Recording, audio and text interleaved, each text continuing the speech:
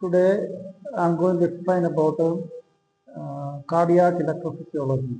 In order to understand the electrical event or ECG of heart, we must understand about the cardiac electrophysiology first. Then I want to draw a cell of myocardium and ventricular myocardial cells. As you know that the heart having three layers are there. Middle myocardium, inner endocardium, and outermost layer is epicardium or pericardium. So middle layer, there are cells, muscular cells, which is called myocardium. In that, so many electrical events are take place, and this having some action potential takes place. In order to maintain this action potential, it is passed on from one cell to other cells and to the entire cell. So in order to understand how the electrical activities take place in each cell, that is what is discussed today. And first of all, there is an action potential or a particular action potential which takes place on one cell. Taking as an example of one cell, there is a influx of this action potential. There is an influx of cations are enter into the cell. This is cell number one, and there is a resting myocardial potential which develops.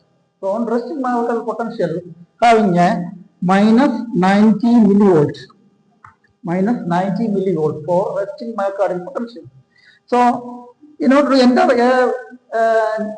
cations or action potentials or triggering of the membrane potential, then this minus 90 potential develops an action potential due to this minus 90 potential slowly rise up due to the entering of sodium channels. So there are in the membrane there are different type of channels are there. One is sodium channel. These sodium channels open up more amount of cations also in the form of sodium enter into the cell. Then this minus 90 millivolt develops a negative influx due to the presence of positive sodium ions inside the cell. So influx of sodium enter into the cell. There are lot of positive cations are enter into the cell, and this will reduce the voltage difference from minus 90 voltage to 80 voltage, 70 voltage, and likewise it is up to 0 millivolt develops.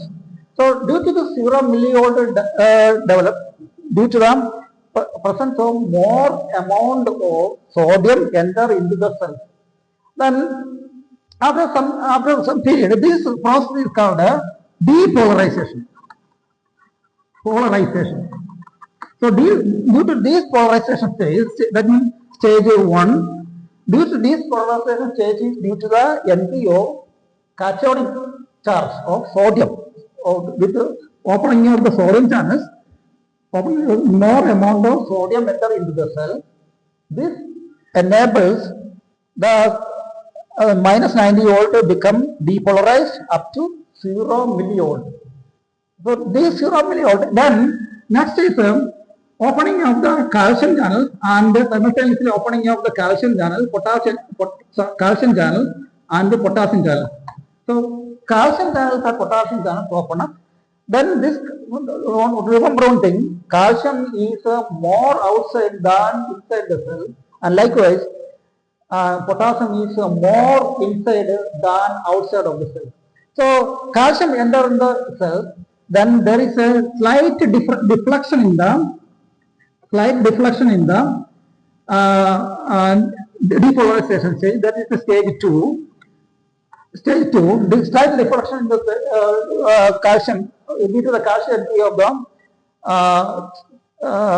calcium ray, that is slight deflection in the depolarization stage. Then it will become continuous due to the more amount of calcium and more influx of the calcium and more efflux of potassium. Once again, calcium enter into the cell, simultaneously the potassium goes out. Inside, I already told you, inside of the cell having more potassium than outside. The same time, calcium enter into the cell and more the same potassium is goes out. So there is no net voltage difference in the action potential difference. So this is become plateau. There is no difference in the voltage difference. There is no increment or decrement of the voltage. So this is it is a same voltage. That means same amount of calcium entering into the cell and same amount of potassium goes out. So there is no net effect in the voltage difference. So this has become plateau. Then suddenly the calcium entering the calcium stops. Calcium channels stop or close the calcium channels. Then next is potassium channel is open up. Widen up the potassium channels more widen up the potassium channels. Then more amount of potassium is goes out. So there is then automatically it regain the voltage to the resting membrane potential. The more and more potassium is goes out, then voltage difference again regain. This is called a repolarization stage. Repolarization stage. So more amount of potassium channel is open, then more amount of potassium is closed out due to the closing of calcium channel. Thereby the plateau phase again regains its voltage to -1, -2 and up to again reach to the -90 millivolts. This stage is called repolarization. First stage is stage is zero. Stage is zero. Zero stage there is action potential developed due to the entry of some triggering the cell. Then forms -90 millivolts. Then -90 volts. Then suddenly potassium channel open up. More amount of potassium is get enter into the cell. Then it's the fast depolarization stage occurs. Then suddenly the calcium and simultaneously calcium and potassium channels open up. More amount of calcium enter into the cell, and same way the more amount of potassium is goes out. So there is no net changes in the voltage difference. So it forms a plateau phase. There is no increment or no decrement in the voltage difference. Then suddenly calcium channels close. Then potassium, still the potassium channel is open up, more amount of potassium goes out.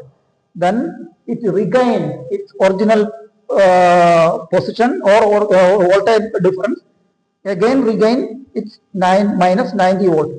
So remember one thing, the cell having loose junction and tight junction. So through loose junction, it communicates each other. Cell is communicating each other.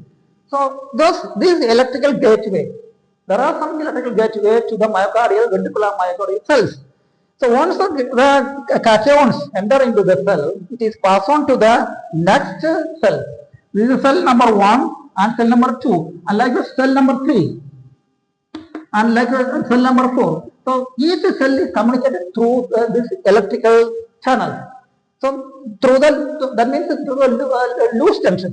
So once cations enter into the cell, this electrical activity takes place. That is depolarization, plateau, and repolarization. Then same way, this is being transduced to the other cell. The same activities, electrical event, is takes place to the other cell, and from to second cell, and it goes on to the other cell, another cell. So this is an action, continuous motion of the cell. So this is called action potential.